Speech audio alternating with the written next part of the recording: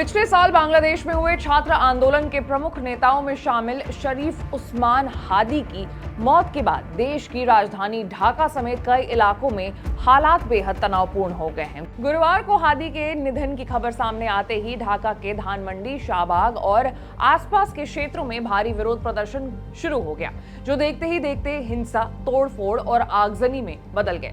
Media reports के अनुसार हादी की मौत की सूचना फैलते ही बड़ी संख्या में लोग सड़क पर उतर आए। गुस्साई भीड़ ने कई सरकारी और निजी संपत्तियों को निशाना बनाया। गुरुवार रात ढाका के अलग अलग हिस्सों में कई घंटों तक हिंसक घटनाएं होती रहीं। इस दौरान देश के दो बड़े मीडिया संस्थान प्रथम ओली और डेली स्टार के दफ्तरों पर भी हमले किए गए। इन घटनाओं के बीच बांग्लादेश की अंतरिम सरकार के मुख्य सलाहकार मोहम्मद यूनुस ने रात 11:20 पर राष्ट्र को संबोधित किया। उन्होंने लोगों से संयम बरतने और अफवाहों से दूर रहने की अपील की। यूनुस ने कहा कि देश को अस्थिर करने की कोशिश करने वाली ताकतों से सावधान रहने की जरूरत है। साथ ही उन्होंने घोषणा की कि हादी के निधन पर शनिवार को एक दिन का राष्ट्रीय शोक भी मनाया जाएगा। इकबाल मंच नामक संगठन ने सोशल मीडिया पोस्ट के जरिए जानकारी दी कि हादी के परिजन शुक्रवार को उनका शव सिंगापुर से ढाका लेकर के आएंगे। गौरतलब है कि पिछले शुक्रवार को ही हादी को ढाका की एक मस्जिद के बाहर निकलते समय गोली मार दी गई थी। गोली सीधे उनके सिर में लगी, जिससे वो गंभीर रूप से घायल हो गए थे। 15 दिसंबर को उन्हें विशेष विमान से इलाज के लिए सिंगापुर भेजा गया था, लेकिन तमाम कोशिशों के बावजूद गुरुवार को उनकी मौत हो गई। सिंगापुर के विदेश मंत्रालय ने अपने आधिकारिक बयान में बताया है कि सिंगापुर जनरल हॉस्पिटल और नेशनल न्यूरो साइंस इंस्टीट्यूट के डॉक्टर्स ने उन्हें बचाने की पूरी कोशिश की, लेकिन 18 दिसंबर 2025 को उन्होंने दम तोड़ दिया। सिंगापुर प्रशासन हादी के शव को बांग्लादेश भेजने में वहां स्थित बांग्लादेश हाई कमीशन की सहायता कर रही है।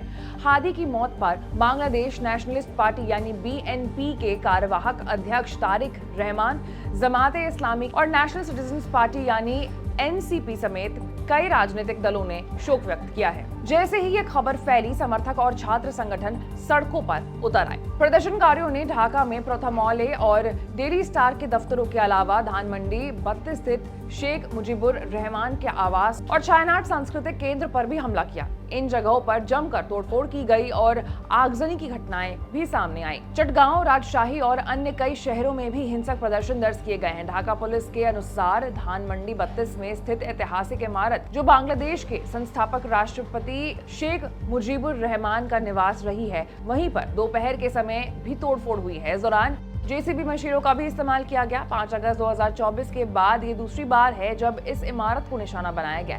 गुरुवार आधी रात के आसपास सैकड़ों प्रदर्शनकारियों ने पहले प्रथम ओले और फिर डेली स्टार के कार्यालय पर धावा बोला। उस वक्त कई पत्रकार इमारत के भीतर भी फंसे हुए थे। बाद में सेना, पुलिस और बॉर्डर गार्ड बांग्लादेशी यानी बीजीबी के जवान मौके पर पहुंचे और स्थिति को नियंत्रण में लिया। दमकल विभाग ने आग बुझाई और फंसे हुए लोगों को सुरक्षित बाहर निकाला। हालात को देखते हुए दोनों अखबारों का शुक्रवार का प्रिंट संस्करण रद्द कर दिया गया है, जबकि उनकी ऑनलाइन सेवाएं भी लगभग ठप रही है। देश के अन्य हिस्सों में भी रात भर विरोध प्रदर्शन जारी रहे। चटगांव में स्थिति और ज्यादा संवेदनशील हो गई, जहां प्रदर्शनकारियों ने भीड़ भारतीय सहायक उच्चायुक्त के आवास के सामने इकट्ठा हो गई। स्थानीय मीडिया के अनुसार वहां पत्थरबाजी की घटनाएं भी हुई हैं। इसके अलावा पूर्व शिक्षा मंत्री मोहिबुल हसन चौधरी नौफेल के घर में तोड़फोड़ कर आग लगा दी गई।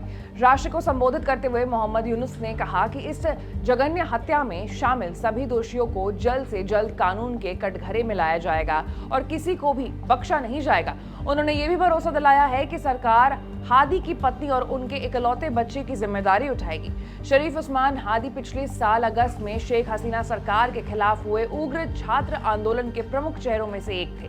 वो शेख हसीना विरोधी इनकलाब मंच से जुड़े थे और आगामी फरवरी चुनाव में ढाका के 8 सीटों से निर्दलीय उम्मीदवार के रूप में मैदान में उतरने की तैयारी कर रहे थे। इस बीच बांग्लादेश में भारत विरोधी बयानबाजी भी तेज हो गई है।